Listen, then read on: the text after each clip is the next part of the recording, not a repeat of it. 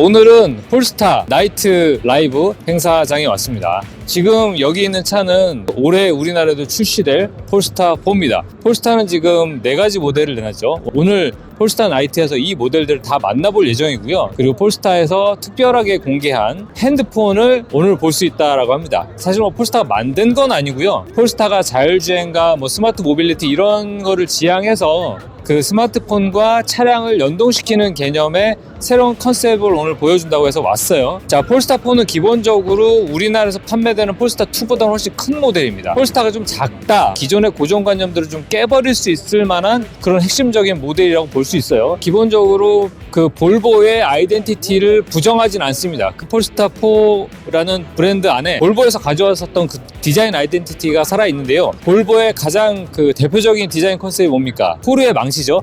그 토르의 망치를 이 2가지의 블레이드로 위아래로 나눠서 굉장히 감각적으로 풀어낸 모습을 볼 수 있어요. 그리고 약간 SUV를 지향하는 정통 오프로더까지는 아닌데 SUV이기 때문에 이 아래에 그 플라스틱 벤틸레이션을 이렇게 집어넣었죠. 근데 요거는 한국에서 이제 출시가 될 때 또 다른 옵션으로 제공이 된다라고 해요. 지금 저쪽에 마련이 돼 있는데 여기에 이제 플라스틱 파츠 부분을 그 까만색이 아니라 그 차체하고 동일한 컬러를 바름으로써 해서 넓고 커 보이는 그런 효과를 낼 수 있는 게 있다라고 해요. 기본적으로 이 차는 전기차이기 때문에 전후 앞뒤 양 옆에 그 카메라나 레이더 센스를 많이 달고 있어요. 그래서 요 앞에 보시면 여기 폴스타 엠블렘 아래 여기 이제 카메라 장치가 보이고 자율주행 장치도 보이고 있죠. 범퍼 하단에. 향후 자율주행이나 이런 여러 가지 관점들을 고려해서 여기에 이제 카메라도 배치를 하는 그런 묘수를 뒀습니다. 일부 국가에서는 이 카메라를 두는 것은 아직은 좀 불법이다라고 이제 두는 국가들이 많다라고 해요. 기본적으로 카메라를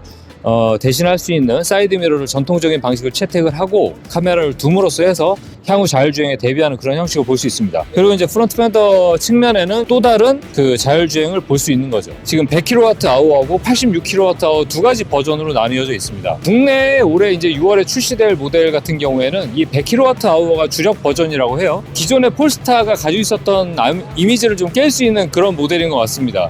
제로백이 3.6초 까지 나오고 항속거리는 대략 WLTP 기준이죠. 한 610km 정도로 갈 수 있다고 합니다.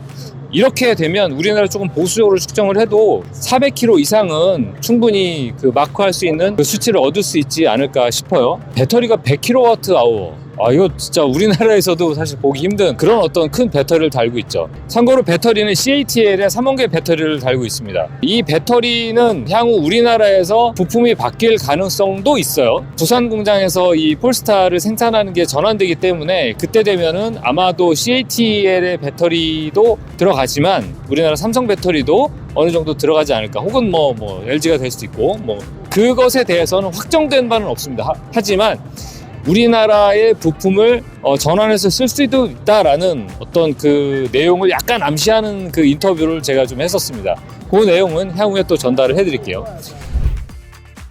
뒷모습도 살펴보도록 하겠습니다. 자, 굉장히 특징적인 게 뭐냐면은 리어 글라스가 없습니다. 뒷유리가 없어요. 이 뒷유리가 없다라는 차, 뒷유리가 없는 차가 진짜 존재할 수 있을까라는 생각이 들었는데 제가 오늘 폴스타 4에서 저를 처음 봅니다. 어떻게 이런 핸디캡을 벗었을까, 이게 극복했을까 이렇게 확인해 보니 여러분도 아시다시피 여기에 장치되어 있는 카메라로 이제 안 보이는 거를 이제 해소를 한 거죠. 뒷유리가 없는 대신 이렇게 카메라를 배치해서 뒤 후방 시야각을 확보하는 그런 묘수를 뒀어요. 제동등 이렇게 좌우로 쭉 펼쳐진 그런 면이 보이고, 자, 이거 여는 거는 여기 있는 버튼을 누르면 이제 열립니다.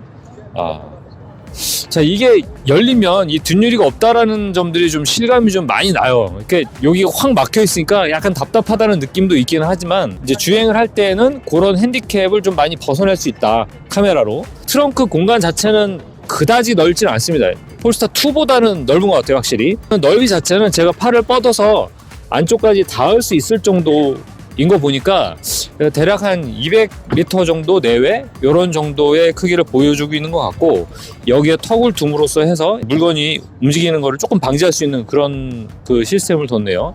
한번 들어보면 이 안쪽도 상당히 깊은 공간이 있어요. 그래서 라면 한 박스 정도 이렇게 들어갈 수 있는 살짝쿵의 공간이 좀 있네요. 차 자체가 좌우로 좀 어느 정도 넓이가 있고, 그리고 이제 굉장히 낮고 넓은 형태, 그리고 전반적으로 SUV 형태를 띠고 있기 때문에 상당한 인기를 얻지 않을까 이런 생각이 드네요. 자, 폴스타 4 이번에 한번 실내를 한번 살펴보시죠. 자, 이번 폴스타 4 실내에 들어왔습니다. 특히 이번 폴스타 4 같은 경우에는 기존의 폴스타 2 어떤 폴스타의 어떤 디자인 아이덴티티를 그대로 가져가면서 스마트폰과의 연결성에 굉장히 큰 핵심적인 방점을 둔 것 같아요. 일단은 굉장히 화면도 굉장히 커졌고 폴스타의 전통적인 디자인 옵션도 그대로 간직을 하고 있어요. 특히 중요한 거는 이번에 그 스마트폰과의 직접적인 연결을 굉장히 좀 강화한 측면들을 좀 볼 수 있는데, 스마트폰을 직접 이 폴스타가 그 지분을 가지고 있는 핸드폰 브랜드에서 연결성을 위해서 다양한 옵션들을 좀 만들어 넣은 것 같아요. 일단은 여기서 보시다시피 폴스타 폰이라고 이렇게 뒷면에 그 음각도 딱 새겨져 있어요. 굉장히 인상적이고 우리나라의 그 삼성 갤럭시와 굉장히 비슷한 것도 있고, 자, 전반적으로 보시면 제가 기능에 대해서는 뭐 여러 가지 뭐 많이 들었습니다. 근데 사실 이 기능이 우리나라에 출시가 될지, 완벽하게 지금 여기서 현지에서 보여지는 것처럼 적용이 될지는 저도 잘 모르겠어요. 여러 가지 내용들이 보여지고 있는 것 같아요. 일단은 뭐 음악을 재생한다든지, 뭐 틱톡도 나오네요. 여기서 틱톡도 그대로 뭐 우리 뭐 스마트폰에서 보는 것처럼 이거를 그대로 이렇게 볼 수 있는, 약간 버벅거리긴 하지만 이렇게 스마트폰에서 보는 것들을 그대로 여기서 볼 수 있는 이런 연동 공유 방식을 채택을 하고 있습니다. 한마디로 뭐 스마트폰을 젊은 세대들이 워낙에 뭐 차보다도 더 좋아할 정도로 중요하게 여기다 보니까 이런 기능들을 모두 다 집어넣은 것 같습니다. 차량에 관한 것들도 여기서 모두 다 이제 살펴볼 수 있습니다. 뭐 HUD를 조정한달지, 뭐 아니면 시트의 높이도 조정할 수 있고요. 딱 누르게 되면 여기서 이제 요게 이제 글로브 박스가 열리는 이런 걸 구현을 할 수가 있는 거죠. 자, 여기 이제 사이드 콘솔 같은 경우에는 기본적으로 볼보에서 그대로 유틸리티성을 가져온 거죠. 열어보시면 기존의 폴스타 2에서도 봤었지만 여기 컵홀더가 이제 두 개가 마련이 있죠. 그리고 여기에 이제 볼륨 버튼. 이것도 진짜 돌리는 감이 사뭇 좋습니다. 사뭇. 시야각은 굉장히 좀 잘 확보가 되어 있는 것 같아요. 특히 이제 어떤 스포츠카에서 볼 수 있었던 좌우 사이드 프론트 팬더를 약간 솟구쳐 올림으로써 해서 차폭을 가늠할 수 있는 기능도 집어넣었어요. 네, 제가 지금 폴스타의 설명을 한참 듣고 왔습니다. 특히 폴스타 4에 관한 설명들을 여러 가지 듣고 왔었는데요. 일단은 굉장히 그 좀 특별한 개념은 쿠페형 SUV이기 때문에 이 뒷자리의 헤드룸 공간이 상대적으로 좀 손해를 입죠. 어차피 쿠페형 SUV에서는 룸미러로 뒤를 보는 게 되게 어려웠다. 그리고 보더라도 여러 가지 좀 각도들이 좀 많이 좀 손해를 받는, 그러니까 좀 침범을 받는 그런 정도의 룸미러였기 때문에 좀 엔지니어링에 대한 좀 과감한 믿음을 이번에 좀 진행하기로 했다. 그래서 여기를 화끈하게 뒷유리를 없애고 여기에다가 카메라를 달아 놓음으로써 해서 좀 더 이제 화각을 더 확보해서 뒤에 시야를 더 확보할 수 있는, 그렇게 되면 차라리 뭐 거울형 기존의 어떤 그 룸미러 형태로 이렇게 뒤를 보는 방식보다는 훨씬 더 편안해지더라. 그리고 제가 조금 이번 프레젠테이션을 보면서 좀 놀라웠던 거는 뭐냐면, 중국 자동차 산업, 중국 자동차들은 해외의 수입차들을 이렇게 자국의 산업으로 받을 때 합작법인들을 만들어서 진출을 다 했었어요. 보통 그러면 뭐 상하이 폭스바겐, 뭐 북경 현대, 뭐 스텔란티스도 마찬가지고, 뭐 벤츠도 마찬가지고, 이런 해외 기업들이 보통 중국에 있는 자동차 기업하고 합작법인을 만들어서 중국에 진출을 했습니다. 그런데 폴스타는 그거하고 조금 다른 방식으로 중국에 진출을 한 것 같아요. 폴스타 차이나 CEO가 나와서 얘기를 하는 건 뭐냐면, 기존의 자동차 산업들은 자동차 기업하고의 연결을 꽤 했다.